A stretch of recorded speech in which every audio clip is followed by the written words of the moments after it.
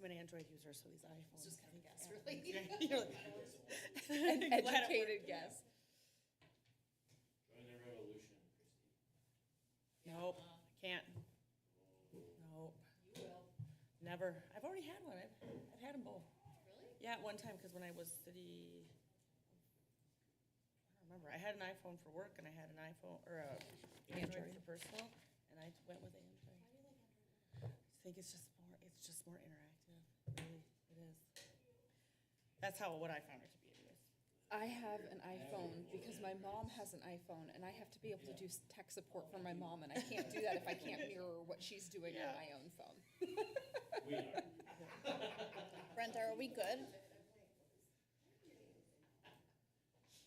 These two are Androiders too. Are you right? My husband Yes. is. We good?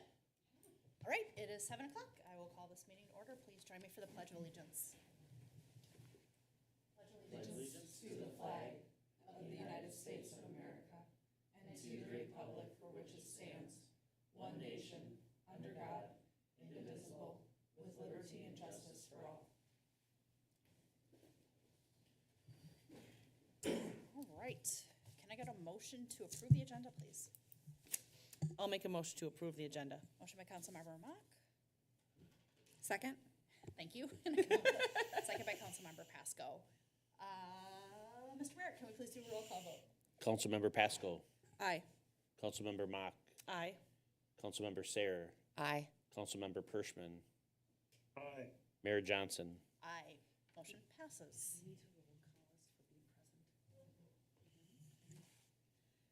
Okay, there is no one here this evening for community comment. We don't have any presentations or reports, nor do we have any public hearings.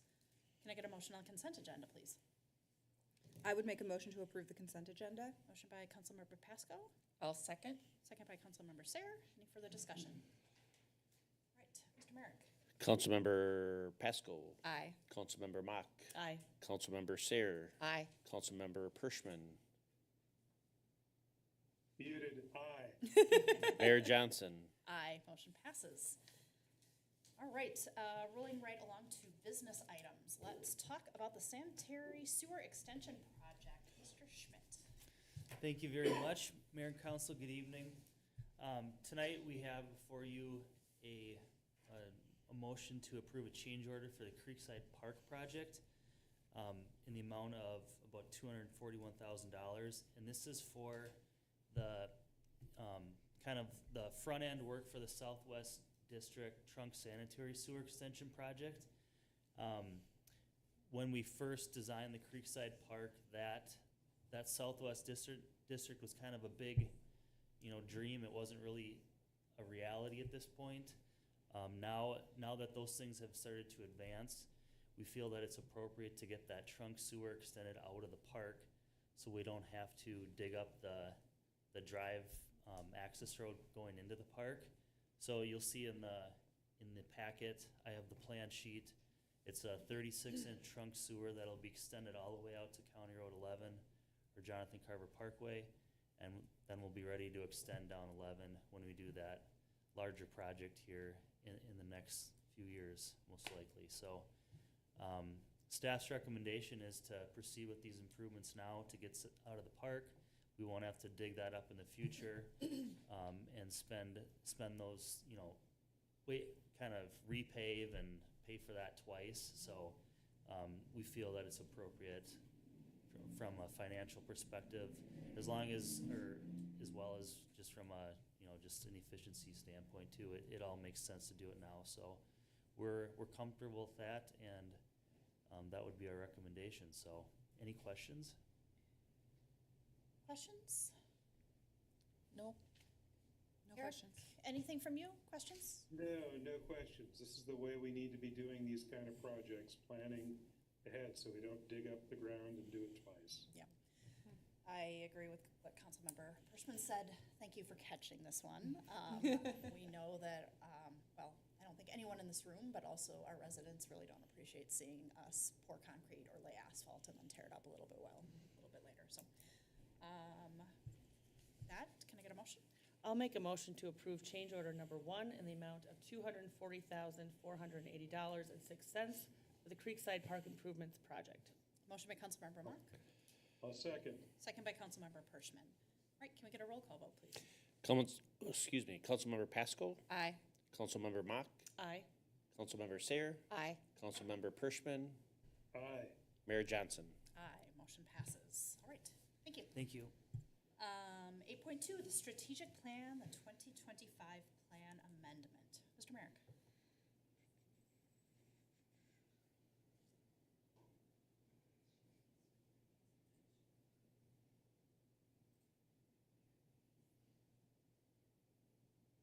All right, good evening, Mayor and Council. So following up on a couple of months' worth of discussion and planning that the City Council and department heads had related to the city's 2023 through 2026 strategic plan, went through an exercise in early April to discuss an amendment to the existing plan. So tonight, here to provide those amendments. So looking at our first item, and this is an original strategic initiative, enhanced financial strength. A financially responsible organization, you can see those desired outcomes.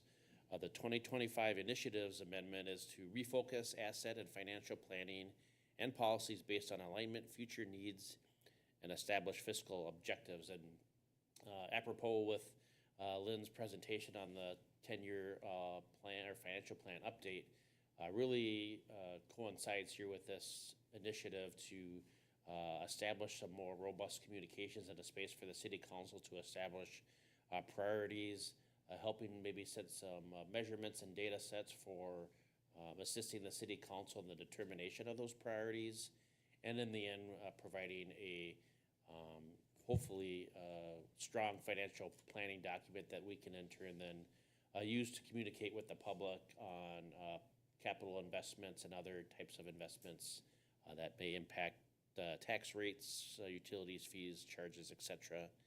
And then the second area is ongoing consideration for strategic partnerships and cooperative arrangements for services. So you can see information technology, recreation, public safety, that's the coordination with the Sheriff's Office, Southwest Prime and Southwest Transit for those services. So that's the first. I'm just gonna keep going. If the council has questions, I'll stop. Second initiative is related to improved operations. So this was, again, an original initiative for an organization that delivers results. You can see the connected desired outcomes. The loan initiative amendment for 2025 is to develop strategic initiatives in public safety to include emergency preparedness, law enforcement needs and service priorities, and then review of staffing and compensation programs for the fire department. 3, responsive development, development that meets community needs. Our 2025 initiatives amendment is develop a thoughtful and informative, inclusive, and community-centered approach to the comprehensive plan process, and then also to review commission structure and modifications. I feel like this presentation is not, yeah.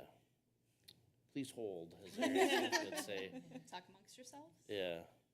This is an older version of my Attorneys presentation. say do not. Wow, fun police. I know, right?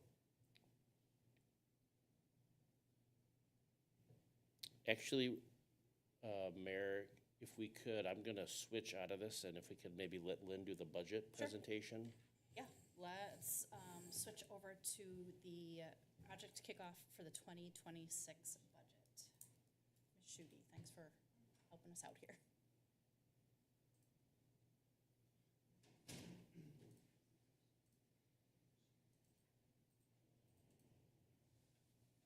You can hear us okay, right, Eric? You can thumbs up if you don't want to go off mute. Okay, thanks. All right.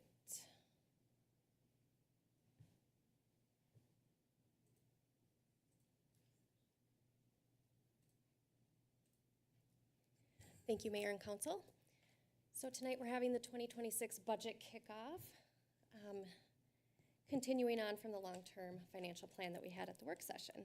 So this will just be a quick review of the budget since we don't have too many of the details yet, since staff has the budget worksheets and have not started on the actual budget process. Why can I see it and you guys can't?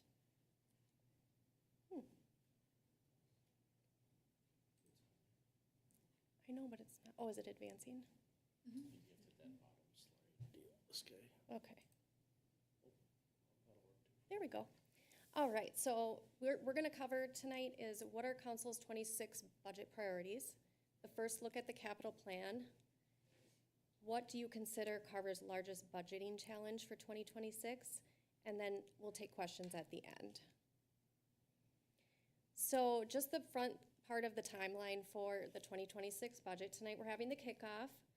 In August, you'll have a really solid draft 1. You might have some little snippet sneak peeks in between there. And then on September 2nd, you'll have a really good draft 2. And then the preliminary budget and levy need to be adopted by 9/15 so that it can be submitted to Carver County by 9/30. So the average valued home in 2025 was, or paid 2025 was $433,500. And I just received it, and it's $453,100. And that was received from Carver County Assessor, and that's who we contract with to do all of the assessing in the city of Carver. All right. So this document is also received from the assessor, and you're probably familiar with this. It breaks out the new construction value and how much that's increased by residential, commercial, apartment, and total. And then it also tells you the market value increase for the existing homes.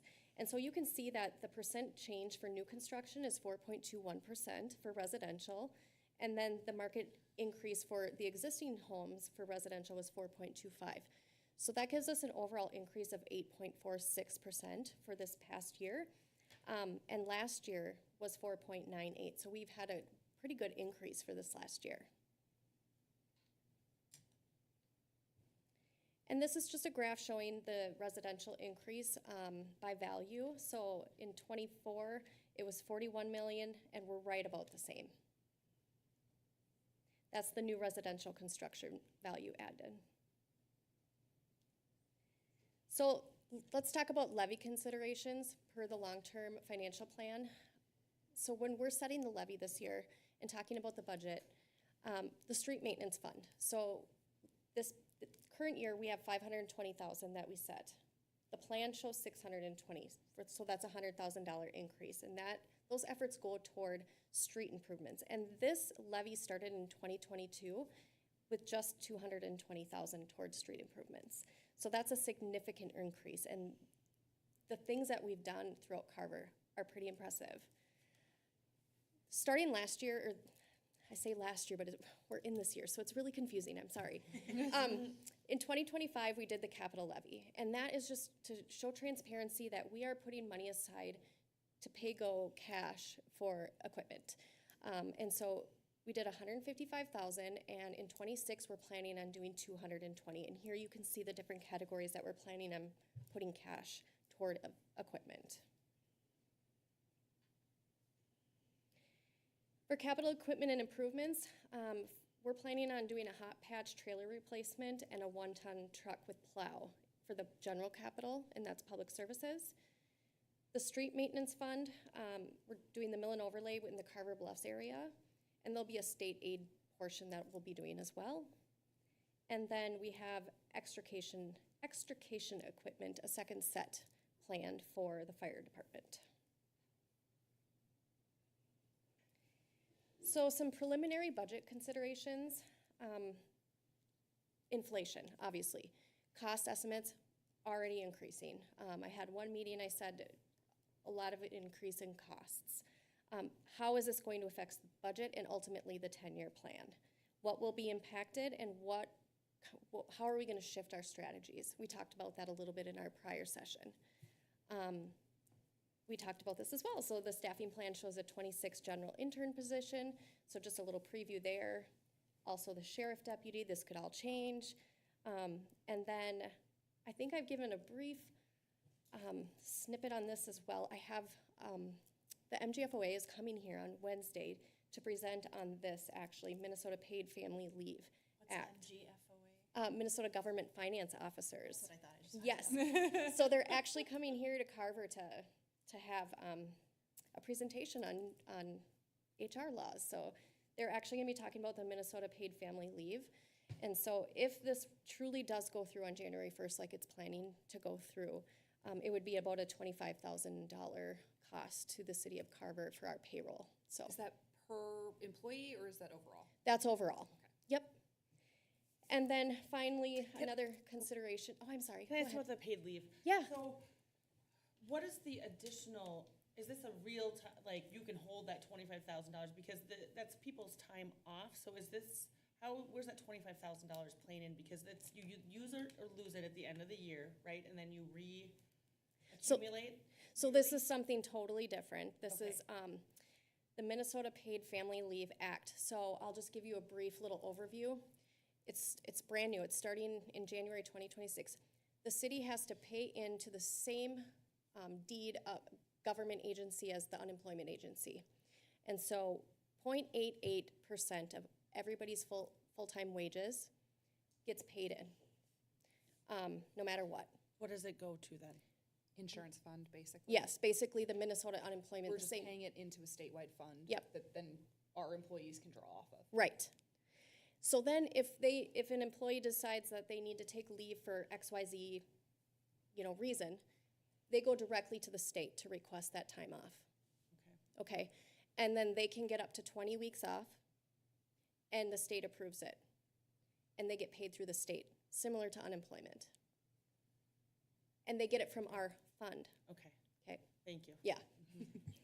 Just one thing so this is one of the city's legislative priorities where we ask for cities to be exempt from this Yeah. since we already provide PTO. So this is in addition to all the benefits you already provided, but you're paying into a larger system, statewide system, frankly. Okay, so I'm just gonna, like one sentence back. So if they want to take this time off, like Brent Merrick doesn't approve this, they can just go to the state and they get the time? That's correct. We have to hold their position as well Okay, until they come back. okay, and thank you You're welcome. for the information. The final preliminary budget consideration that I came up with is Southwest Prime Bus Services. What's the future of Prime? What's the future of the bus service in the city of Carver? Some strategic plan focused ideas. Managing the debt service for the 24 building maintenance project. So we might have a little bit of a surplus on that project. Do we, just coming up with some ideas, what staff will come forward with some options for that once the project is complete. And it's either gonna be, do we apply that surplus to the debt service to lower our levy payment? So we'll have options for you come time for budget. Yep, So just to kind of drill down on this, because I think this is probably one of the bigger topics that the city council will have to address is, we're still kind of landing on the final amount of surplus funds from that construction project, but for round numbers, let's say it's 200,000. That money will be applied to the debt service for that fund.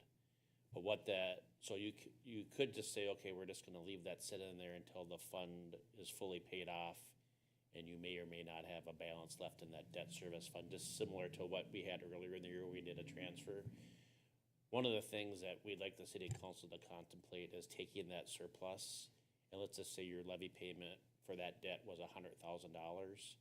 Maybe for a 2-year period, you take that surplus to help you pay for that levy for that debt service payment.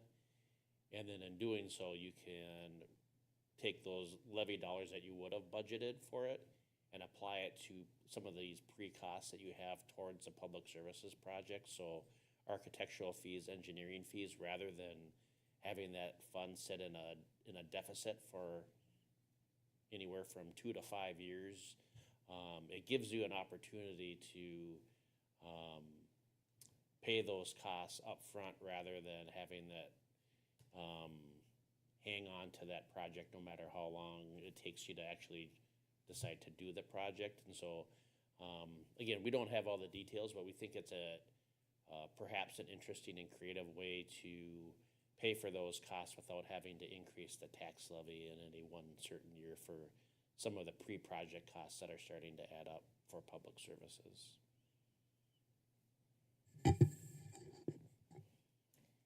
The 2050 comp plan engagement, City of Carver mobile app, we talked about at the strategic plan.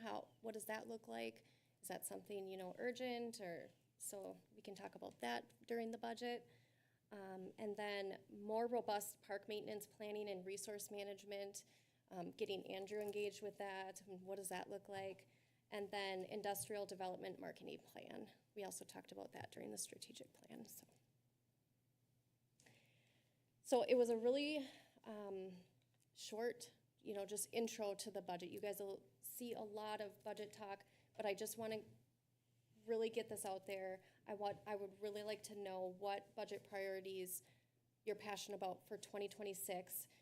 Is there anything that I need to address that I have not, that is concerning to you? And then what questions do you have?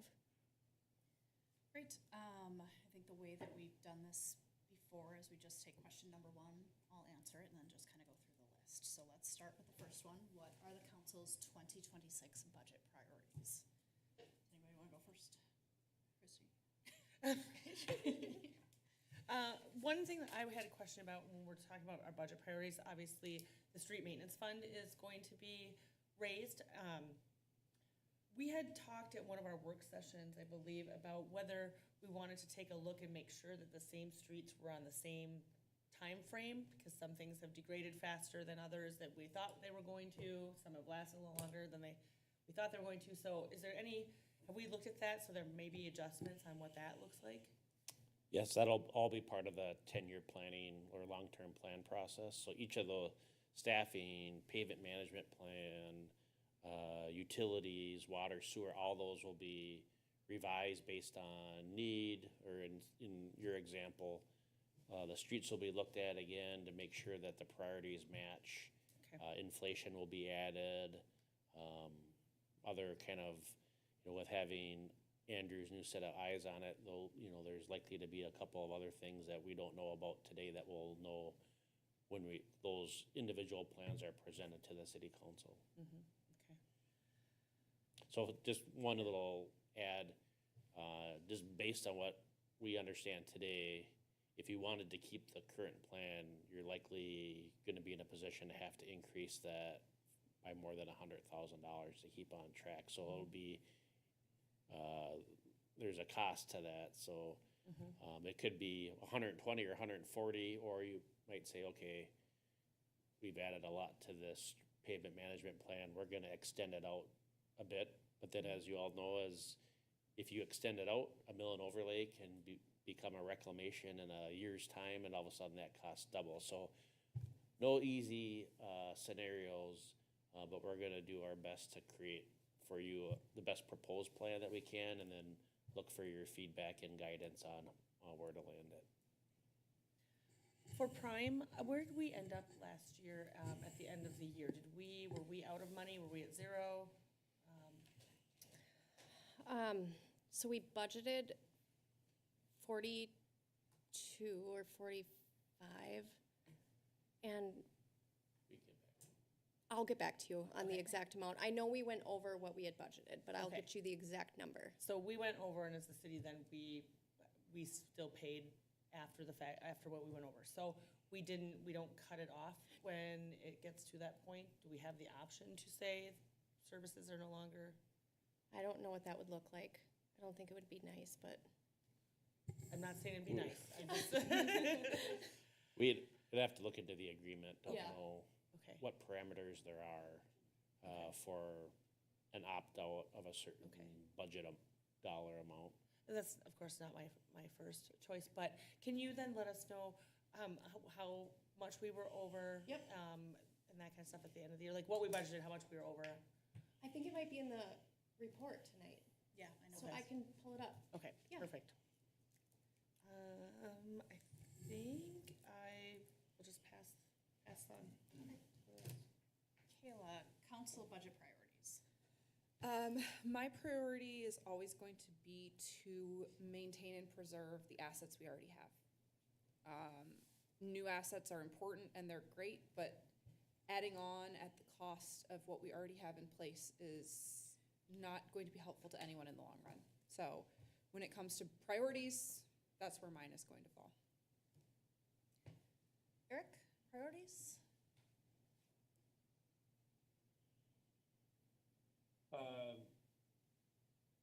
Boy. I think I may respond to Councilmember Pasco's response to the opposite. I think it's really important we preserve city assets. I completely agree with that. But I think we have to start budgeting and increasing the budget for the coming growth of the city. I don't want to be stuck in 2028 with an exorbitantly high cost to do something we could have prepared for now or in 2026. So as we look at the growth of the southwest area of Carver, I want to be sure that we are forward thinking and doing the things we can in 2026 dollars while we can to prepare for future growth. So really a focus on future growth of the city. Thank you. For budget priorities, the idea that we like right size or, because priority is like serving the current and future residents. So things like not digging up a road because we're gonna need to, have a larger sewer pipe, that type, as well as like, seeing that if we made some changes in street maintenance scheduling, we might get in front of something and be able to do a mill and overlay. So, and I feel like we're doing that, and I want that just to continue to be priority, but maybe a little more attention, which Councilmember Perschmann was mentioning about the future. So those would be my that's my priority. I don't know that I have anything different from what has been said. I like a lot of the stuff that you have in here. I don't think, and we kind of talked about this in the work session, that we'll need a sheriff's deputy next year. I love the idea of more robust park maintenance, but also to kind of echo what Erik and Lori said about kind of finding that balance. I am really, really proud of the pavement management plan and how we've effectively been able to budget, save, and fund future street improvements to maintain what we have. And I'm excited with all of the other kind of savings accounts, if you will, for equipment, fire, parks, et cetera. So I think we're doing good, and I definitely want to see that continue, because I think Erik and Lori have both said the same thing in different ways, but I think it makes a lot of sense to be saving right now, today, for those future needs when they come around. So, did you get what you needed from us on that one? Yes, thank you. Let's move on to the second question, which is there anything that was not addressed that you think should have been? Okay, let's start with you. Between this and the long-term financial plan presentation we had in the work session, I think everything's on my end has been addressed. Erik? No, I think it's pretty comprehensive, so I don't have anything additional to add. Thank you for the work. I do, and it's maybe not the place for it anyways, but I just don't want to lose sight of the Park and Rec agreement with the City of Chaska. Yes. I feel like I'm confident that the cost is going to go up for us. And I've always thought it's like either we offer that to our residents, where they get the discount, or we don't. And maybe there's something in the middle where maybe, the discount won't be as great, but that's just a line item in our budget that I don't know that we will, what it looks like in the future, or like what do the majority of the residents want is, if I had an answer to that, I would share or at least share my opinion of it, but I don't want to lose sight of that. Just one follow-up to that. So the city can get out of the contract, but we are under an agreement that uses a formula to determine the cost. So we will shortly have a pretty good idea of what that cost will be based on that formula. Christy? Lori, thanks for bringing that up. I also fear with the new improvements that are happening over there, that our rates are going to go even higher. And I think we all know that I burn a little bit about this one because it's a lot of our money that's going over for that agreement, while they are still making money off of our residents coming in. So I will be interested to see how that comes back and then what that looks like. Other than that, I think everything else has been addressed.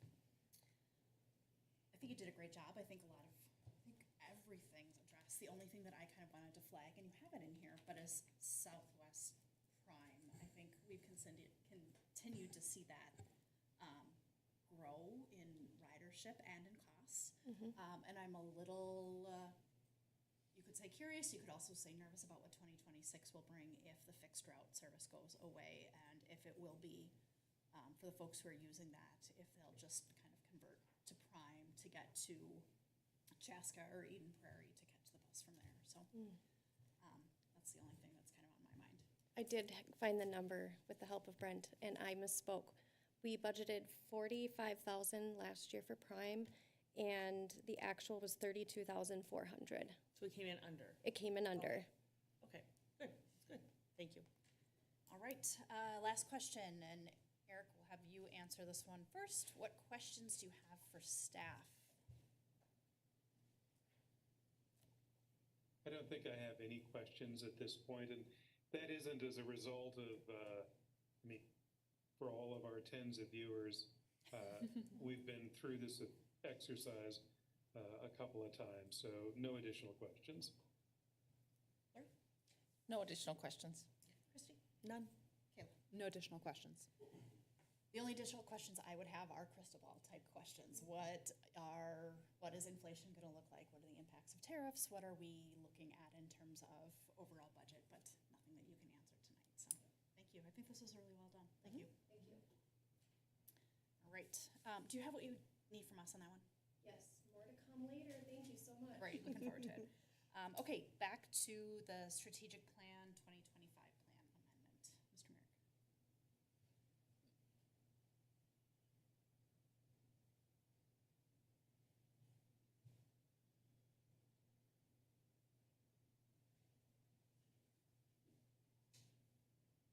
All right, thank you, council, for your patience on that. I clicked on my PowerPoint and clicked on like one of my first editions, so I can see how the sausage is being made. So previously talked about that enhanced financial strength. We reviewed the initiatives, but these are the action plan amendments. So we have refresh and recalculate all cost estimates in that 10-year plan. So that's kind of the whole team that will be conducting that exercise. You'll be adopting the new 10-year plan this fall, so that aligns with the target. Develop additional financial targets within that 10-year plan. So we're going to be reaching out to Northland and looking to establish some, I would call them conversation starters for the city council to talk about not just tax rates, but it could be, I don't want to speculate, but other measurement tools that you can use to either reinforce or kind of debate, kind of where we land on that 10-year financial plan. And then create a worksheet identifying all contracted services associated with the city and their annual costs. So this was a kind of, I think, a great outgrowth of the discussion. We contract for a lot of services, but if you have an idea of like, what do we pay the sheriff's office? What do we pay for IT? What do we pay for engineering? It'll give you kind of, think, a good spectrum of information that you can use to inform yourself during the budget and planning process. Improved operations, again, I mentioned those initiatives amendments earlier, but getting down into that action plan, so collaborating on public safety goals. So I would say, kind of I'm looking for some help from the sheriff's office to help kind of repackage and reformat their annual work plan. It's several pages now, and it's just, I think, a smattering of different ideas that happened throughout the last 10 to 15, 20 years probably, and get probably a good sense from the council on, what does a successful law enforcement and public safety program look like, and then establishing kind of mini action plans within that to get to your desired targets. Developing a 5-year compensation plan for the fire department for pay and benefits.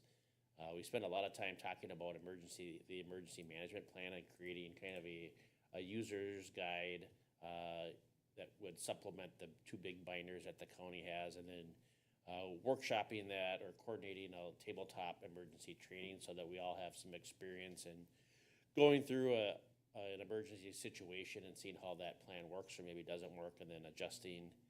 And then finally, review plan year and justifications for a full-time fire chief position. I was at the state city managers conference, and in the last month or so, one of the things that I started to make some connections with some folks that have recently or are planning to hire a full-time fire chief, and looking to get some data from them on some of the just data. Now, there's kind of always, you can trust your gut and talk to your people, but there's some measurements out there that can help influence your decision-making process related to number of calls, number of hours your team is spending on administration, size of budget. All those factors, I think, would be helpful in determining when that chief's position is needed. So those are the action plan amendments for this area. Moving on to responsive development. This is primarily focused on that 2050 comprehensive plan process. I would offer that the 2040 comp plan or design Carver was more of an internal, with the planning commission and city council doing most of the heavy lifting for that project. Aaron is coordinating with the Met Council and some other community partners where that I can kind of move into that, where we want to do a joint session with the city council and planning commission to generate ideas and an engagement strategy for the 2050 comp plan. When you think about probably a lot of the comments that you might receive during the planning commission or other parts of a planning process, a lot of those decisions are influenced by the comp plan. So if we can create a space for folks to engage in that earlier, rather than during maybe the final plat of a project that's been talked about, and so they can get a sense of how land use is occurring and when it might, approach their neighborhood, et cetera. I think we'll have a more robust process. So in connection with that, developing a budget for those strategies. Is there media? Is there video? Is there consultant support that's needed to accomplish that? And again, that would probably be bite-sized, where you'd do some in 26, some in 27, some in 28. So Aaron will be working on preparing that. And then also pursuing an additional pedestrian crossing with the southwest kind of development of the community in the Summergate area, connecting a rather large neighborhood into the city's kind of backbone trail system, access to parks, school, downtown, et cetera. Safe and reliable infrastructure, systems.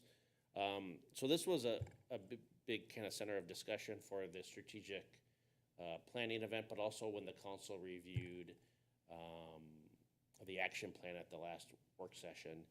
And I would offer this as an editorial comment. I think based on kind of community feedback and kind of our own internal discussion, I think this project, what we're calling the landing, the downtown park, has evolved.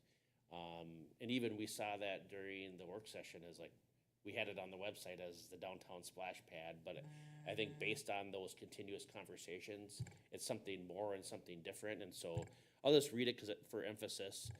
The landing, the future park to be located at the intersection of Broadway and Main, is an initiative financed by park dedication funds to create a new gathering space in the heart of the Carver Historic District. An invitation to a destination at the landing of the new Merriam Junction River crossing for residents and visitors alike to rest, celebrate, listen to music, have fun, cool off, eat and drink, explore nature, shop, and more. And so at the end of the day, it's kind of a heart of the city kind of campaign. Similar, Burnsville had that heart of the city, but what's the entrance to Carver for all these new visitors? When Broadway and Main is really kind of the heart of the downtown historic district. What does that look like? How are we represented? And I think what I've at least learned is it's not a splash pad, and we've learned that that's not really kind of doesn't scratch the itch of kind of a more universal need. That said, I do think, and I've talked to Aaron Smith about this, is engaging other groups and finding a splash pad location in one of the city's newer parks and having that traditional look that I think a lot of folks are looking for, where they can bring kids or young adults or people that are young at heart to the splash pad and cool off in a bigger kind of space with ample parking and restroom facilities, et cetera. And so I think that's a lesson learned from that, or one of the things that we've learned through that process, or I've learned. And so in connection with that is a process or an opportunity to engage the Planning Commission in the review of the existing park concept for the landing and to develop plan recommendations. So amenities may change, the layout may change, but we have, two, I would say, generational capital public improvement projects in the Miriam Junction Trail and the Carver Levee project. And with those two coming together, this is some imagery that we talked about during the process of, this is what at least we're thinking of. It doesn't necessarily mean this is what it will look like, but I think, again, these are the ingredients to something that if a lot of community members look at, the Planning Commission, City Council can kind of sow the seeds of something that's special and unique to Carver. And so it's, I think I'm kind of more excited about this project than I have been, because it's based now on feedback, even though probably more informal, but I think we learned that the splash pad isn't, even though maybe that was in some people's minds what it was gonna be and what we were communicating, we're kind of seeing and feeling that it needs to be something different. And then finally, focused communications. We want to pursue new methods for community engagement. We talked about City App and are trying to make arrangements for budgeting for that in 2026, but also exploring other platforms, video, et cetera.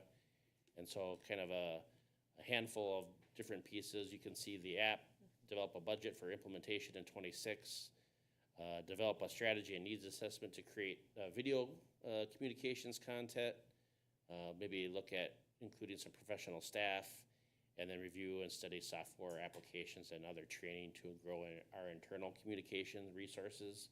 I think, and this kind of gets back to that communication specialist. While it'd be nice to have someone full-time with that talent, I'm not sure based on what I know today, that we have enough work for them to do that on a full-time basis. And so again, that gets back to that priority, like what can we do with less, but also training with what we have? Can we, train some folks into how to use a software system that makes it more efficient and provides a better content that's interesting to look at? We just want to kind of explore that space, so Brenda and I will be working on that as well. So that concludes. There's a formal report that shows kind of that in kind of a report format, along with our initial strategic plan that was developed in 2023. Happy to answer any questions or take any feedback from the council. Any questions or feedback, Brent?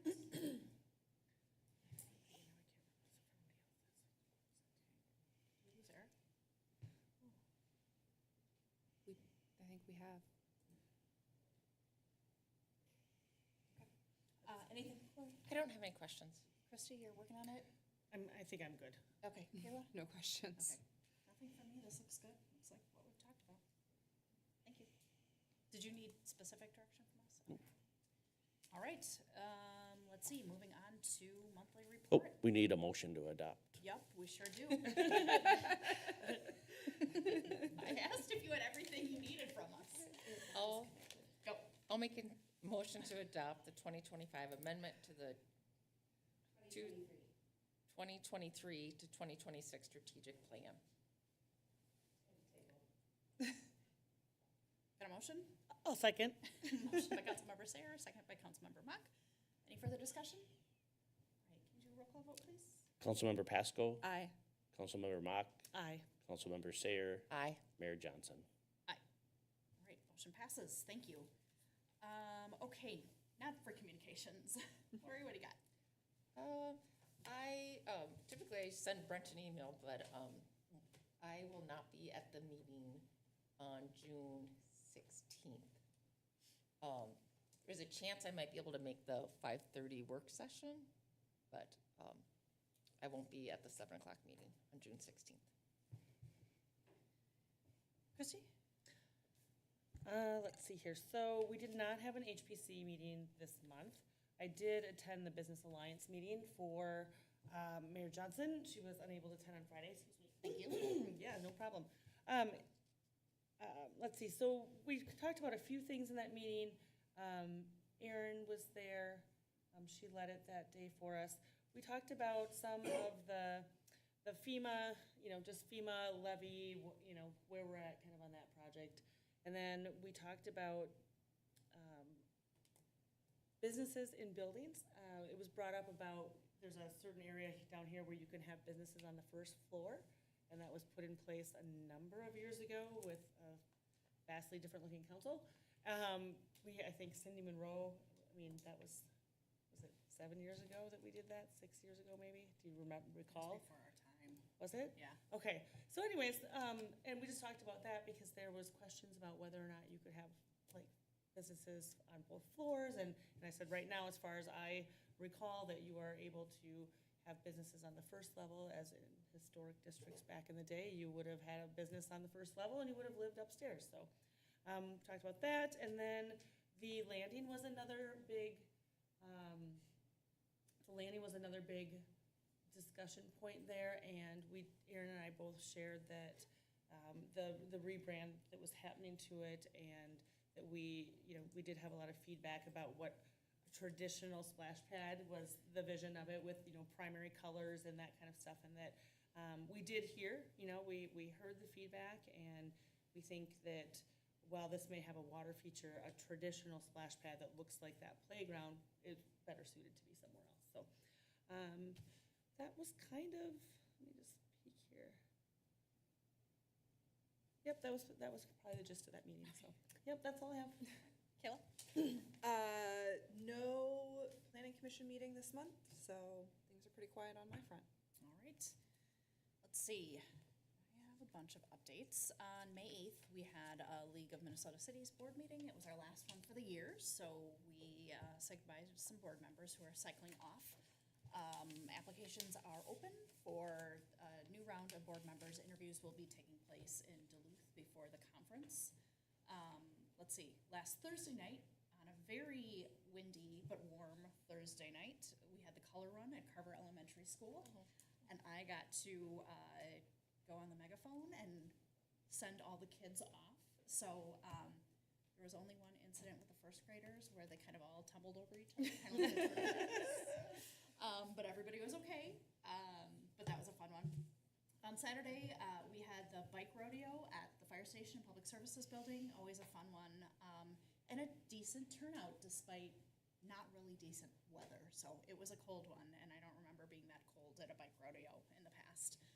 But always a great collaboration between the fire department, public services, the Lions, like you name it, everybody was there. And then there was also A Better Society was out there to help do bike tune-ups, and then also giving away free bike helmets to the kiddos. I think everyone will maybe chuckle at this. I threw out the first pitch at the Black Sox game on Saturday. I heard that was going to happen. just Did it cross missed the you. plate? Did it cross the plate?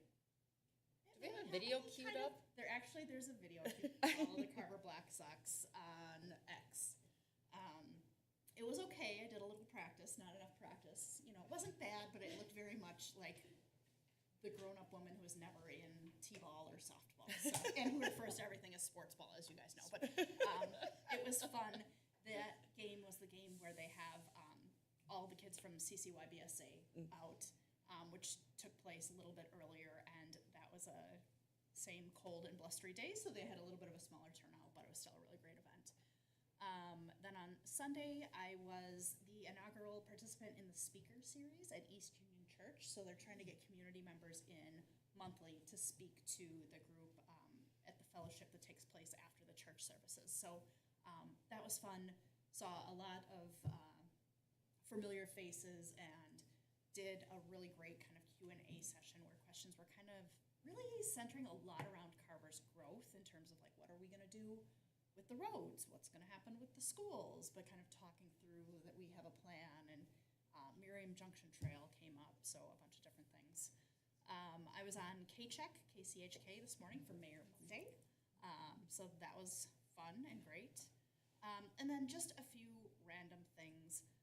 Andrew, the new fence around the community gardens looks fantastic, and everybody that I run into down there, especially the folks who are returning gardeners, are like, this is amazing, this is so great. So if you haven't been down there in previous years, I don't think we had the fence the first year. It was kind of something that was added, and it was fine, but the fence was a little rickety and not necessarily vermin-proof. And this year, there is a very solid, like, proper gate, and it just looks really nice, and everybody comments on it, so. And Natalie wrote a grant for that. Thank you, Natalie.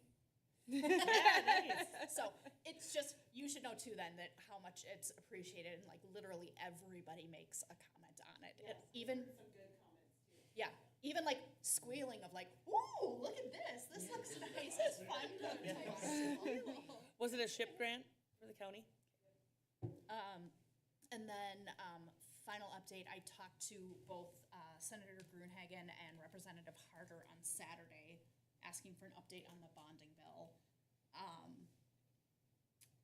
I don't know how to say this in a way that I can say this on a video recording, but it's a little bit of a mess in St. Paul right now. I think that the midnight deadline tonight is going to come and go without any kind of budget agreement, much less a bonding agreement. So I think we'll have to see what the special session brings, but my email campaign continues, and we'll see.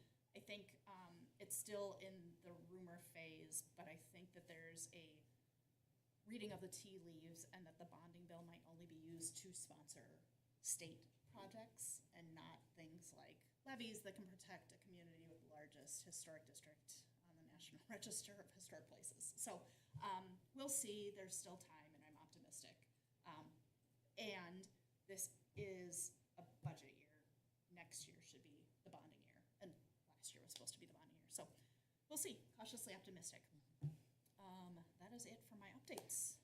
Courtney, I want to just respond because I don't think you get enough credit for all of the hard work that you put in trying to get the levy certified and working at the Capitol and the state level and all of the lobbying that you do for it. So I want to say thank you. Thanks. Yes, because I know it's been a long haul, but you put a lot of time and effort into it, and I don't think it's recognized as often as it should be. Thank you. That's very kind of you, Christy. I appreciate Yes. it. All right. With that, I would entertain a motion to adjourn. Eric's back. Oh, Eric, any updates from you? No, nothing from me, but Okay. thank you. Oh, I'm not on video, I'm sorry. That's okay.